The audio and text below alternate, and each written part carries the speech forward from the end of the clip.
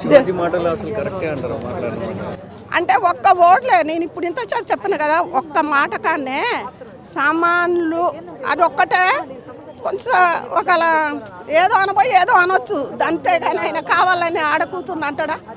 ఇప్పుడు ఆడకూతుర్ని ఒక సినిమా ఆమె మంచి పేరున్నామే అనలేక వాళ్ళందరూ వాళ్ళు గుంజుతూ ఉంటాయి. ఇప్పుడు అదంతా ఎందుకండి, ఎవరైనా వెనకంగా గుంజుతా నీకు మొత్తం పోవు, ఇంకా అక్కడ పరువు అంతా పోవు కదా. మరి ఇప్పుడు మొత్తం గుంజుతాయి, ఆమెను పట్టకపోయి అల్లేసినాక కూడా వణుకుతుంది. అది చూడలేక దబ్బుకుని అన్నాడు, ఆయన కావాలని అంటాడా? సామాన్లు అన్నకన్నా కొంచెం సారీ చెప్పినందుకు దానికి సెట్ అయింది. ఆయన అన్నది కరెక్టే, మేము ఎంతమంది అయినా వచ్చి చెప్తాం, ఎంతమందికైనా సమాధానం చెప్తాం.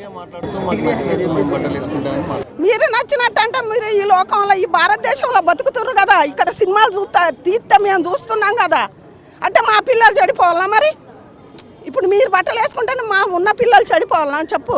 మరి అది కూడా అనసూయకు మేము చెప్తాం, మోకం ఎదురుకు వచ్చి చెప్పాలా మేము చెప్తామండి. ఇది అనసూయకు మేము మాట్లాడే సూటి పాట. నేను ఇదే అనసూయ ఇంటది నేను మాట్లాడుతుంటే ఆమె ఒకళ్ళు ఇంకోలాగన్నా కానీ ఎక్కడికైనా ఎదుర్కొంటాం మేము. ఎందుకంటే సారీ చెప్పినప్పుడు మీరు సినిమాలు దాన్ని సదురుకుంటూ పోవాలి, దాన్ని ఇంత పొడుగు రచ్చరచ్చ చేయొద్దు. శివాజీ గారు ఒక్కటే హోడ్ అన్నదే చిన్నది, ఆయన కరెక్టే మాట్లాడిండు. కట్టు బొట్టు మన భారతదేశంలో చక్కగా బొట్టు, సరే మీరు బొట్లు పెట్టుకోకరమ్మా, జడలు అయితే అసలు లేవా, మొత్తం ఈరబోసుకొని వస్తారు. 10 మందిలకు 7 మంది పెద్ద పెద్ద ప్రొడ్యూసర్ డైరెక్టర్లు ఉంటే మొత్తం ఏం లేదు, ఇంతవరకు మూసుకొని వస్తుండ్రు. అయినా కానీ మేము కళ్ళు మూసుకుంటాను చూస్తాను, అది అయిపోతుంది. నిన్న జరిగిన సంగతి ఇంకా పెద్దదైతే ఏంటి, ఆడపిల్ల బతుకు ఏంటి అని ఆయన ఆవేశంలో అన్నారు. దాన్ని అంత తప్పు పట్టొద్దు. శివాజీ గారు ఒక్క మాటకు సారీ చెప్పిండు, ఆడికి చెల్లు. ఏం శిక్ష వస్తుంది? 100-200 మంది పోతాం, ఏం శిక్ష వస్తుంది?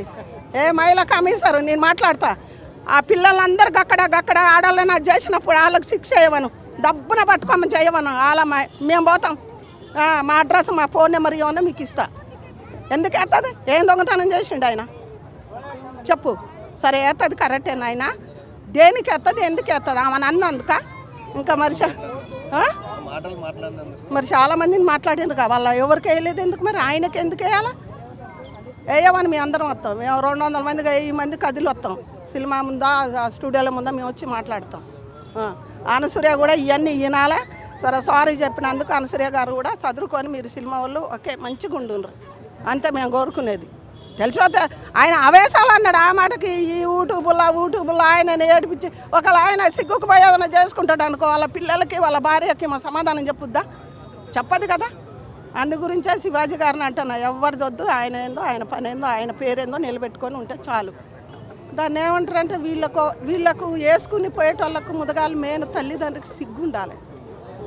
పెంచిన తల్లిదండ్రికి వద్దు బిడ్డ ఇలా ఉండని చెప్పుకోవాలి. వాళ్ళకి సిగ్గుంటే వాళ్ళు అలా బట్టలు వేసుకోరు. పోనీ మాట వినలేదనంటే వాళ్ళకు కూడా అరే చూస్తుంటే కాని రావట్లేదు, వాళ్ళ సినిమా వల్ల మాకు వచ్చేపు ఎగురుతారు పోతారు. మరి మనం కాదు కదా, వేసుకుంటే వాళ్ళకు లేదు, పిల్లలకి తల్లిదండ్రులు కూడా చెప్పటం లేదు, వాళ్ళకి బుద్ధి లేదు, బలైపోయేటోళ్ళు పోతూనే ఉన్నారు. ఏడ చచ్చేవాళ్ళు ఆడ చావటం లేదా, మరి ఇంకేంది వాళ్ళ కర్మ. నేను అంటలేదా, వాళ్ళ కర్మలో వాళ్ళు అనుభవిస్తారు. శివాజీ గురించే నేను వచ్చినాయా, నేను మాట్లాడినా అంతే. నాకు ఈ పార్క్ కూడా తెలియదు, ఇదే ఫస్ట్. శివాజీ మాట్లాడిన మాటల మీద బాగా చర్చ జరుగుతుంది, కొందరు సెలబ్రిటీలు తప్పుపడుతున్నారు, చాలామంది జనాలు కరెక్ట్ అని మాట్లాడుతారు. దీని గురించి ఏమని చెప్పచ్చు? నిన్న 2 days నుంచి ఇదే టాపిక్ నడుస్తుంది అన్ని సార్లు అన్ని సోషల్ మీడియాలో. కానీ ఇందులో విషయం ఏంటంటే శివాజీ చెప్పిన దాంట్లో నాకు ఎక్కడ తప్పు అనిపించలేదు. కాకపోతే 2 వర్డ్స్ రాంగ్ వాడాడు. అంటే 100% కరెక్ట్ మాట్లాడి ఆ 100% మార్కులను చెడగొట్టుకోవడానికి 2 మాటలు తప్పు మాట్లాడాడు. సామాన్లు గేమాన్లు అనే పదం ఎత్తాడు, ఆ పదం ఎత్తుకుని ఉంటే బాగుండేది. సో అతను చెప్పాలనుకున్న ఉద్దేశం కరెక్ట్గానే ఉంది, బట్ ఈ 2 వర్డ్స్ రాంగ్ వర్డ్స్. అది అంటే యాక్టర్స్ మాట్లాడుతూ అనసూయ చిన్మయ్ మాట్లాడుతూ మా ఇష్టం మా బట్టలు నచ్చినట్టు వేసుకుంటామని వాళ్ళు మాట్లాడుతారు. అది కరెక్ట్ కాదండి. ఇప్పుడు తన బట్టలు తన ఇష్టం అనుకున్నప్పుడు అది ఇంట్లో ఎట్లాంటి డ్రెస్సులు వేసుకోవచ్చు, భర్త ముందు ఎలాగైనా ఉండొచ్చు.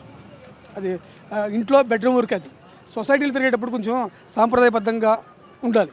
ఎందుకంటే ఒక మాటలో చెప్పాలంటే ఇది హీరోయిన్స్కి వర్తిస్తుంది.